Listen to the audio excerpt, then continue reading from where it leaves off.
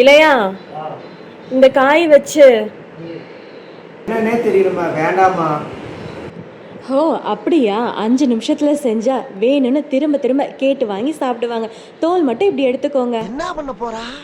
First கடாயில் எண்ணெய் ஊற்றிட்டு காஷ்மீரி சில்லி 3 இது லைட்டாக வந்து வறுத்து எடுத்திருக்கேன். அதே எண்ணெயில் 1 டேபிள் ஸ்பூன் வந்து உளுந்தம்பருப்பு, 1/2 டேபிள் ஸ்பூன் கடலப்பருப்பு, 1 கொத்து கருவேப்பிலை சேர்த்து கட் பண்ணி வச்சுருக்க பீக்கங்காயை ஜெல்லி பதத்துக்கு வதக்குனா போதும். 1 துண்டு புளி ஃபஸ்ட்டே வந்து வறுத்து வச்சுருந்த அந்த காஷ்மீரி சில்லி இவன் கூட சேர்த்துட்டு பெருங்காயத்தூள், தேங்காய் 1/2 மூடி, தேங்காயில் 1/2 மூடி வந்து சேர்த்தா போதும். லாஸ்ட்டாக வந்து நாட்டு சக்கரை அப்படியே 3/4 பதத்துக்கு அரைச்சிக்கணும்.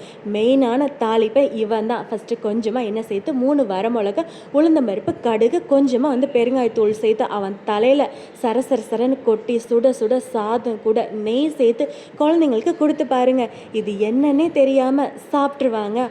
அவ்வளோ டேஸ்ட்டாக இருக்கும் இந்த பீக்கங்காய் துவையல். ட்ரை பண்ணி பாருங்கள். அப்படியே சேனலை சப்ஸ்கிரைப் பண்ணுங்கள்.